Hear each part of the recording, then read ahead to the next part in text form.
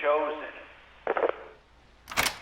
I'm sure you remember this picture with Tom Hanks and his wife in a picture together, and you have the barcode at the top frame of the door suggesting a possible military installation. Just a week prior to this recording time, Tom Hanks was on an SNL set, which was presumed to be his home, but many have recognized this kitchen is not consistent with pictures that we know of Tom Hanks' home. Also, there are some light switches here on the wall that are considered to be typical for military installations.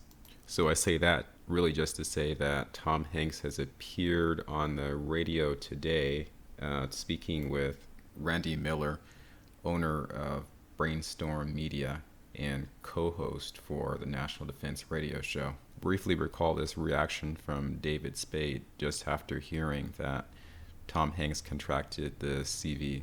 I mean, this all rides on Tom Hanks. Let's be honest. Tom Hanks, national treasure. I love him. We did SNL together. He's a stud.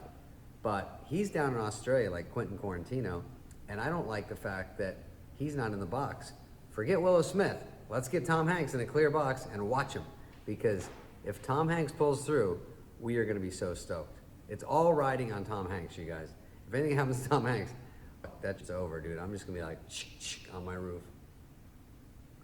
So many have speculated that that rant from David Spade suggested a problem more deep than a simple pathogen.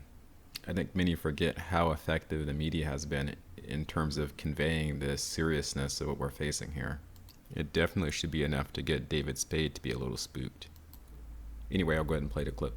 Rita went through a tougher time than I did. She had a much higher fever, and she had some other symptoms. She lost her sense of taste, sense of smell. She got absolutely no joy from food for actually the better part of 3 weeks.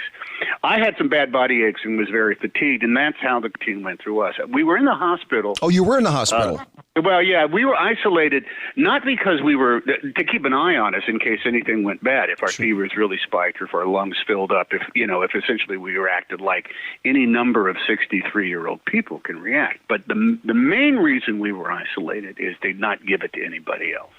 Right. It was relatively early in Australia's response to the coronavirus, and they wanted us to not spread what we had. So that's why we were in lockdown for the first 3 days there in the hospital. And I tried to do some floor exercises. I tried to do some sit-ups and some stretching and those old man kind of things. My back, I gotta get down. I gotta do my Clarabelle cow exercise. Up, down, up, down.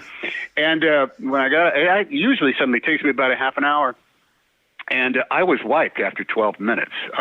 Oh, wow. I laid down in my groovy hospital bed there and slept for like an hour and a half. That was the nature of the fatigue. And when whoever it was, doctor, nurse, whoever it was that was in a gown, a glove, a mask, visors, the whole bit, would come into our air pressurized room, our isolation rooms. She says, "So how are you feeling?" And I said, "Well, I just had the weirdest thing. I just tried to do, I just did basic stretches and exercise on the floor, and I couldn't even get halfway through." And then she looked at me through her glasses like she was talking to the dumbest human being. And she said, "You have COVID-19." And that's the way it was affecting you. Wow. It's hard not to go through it and talk about it and not seem as though we're making light of it. I mean, everybody knows. You read the news, and everybody. The symptoms are all from absolutely nothing whatsoever. Right.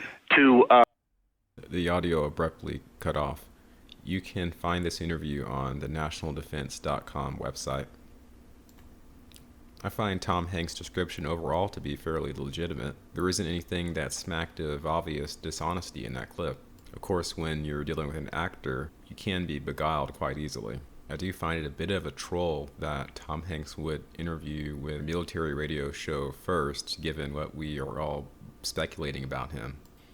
But he seems to make symbolic gestures and performs other trolling maneuvers all throughout his artistic portfolio. Just recall the phony Tom Hanks hand from the SNL host about 1 week ago.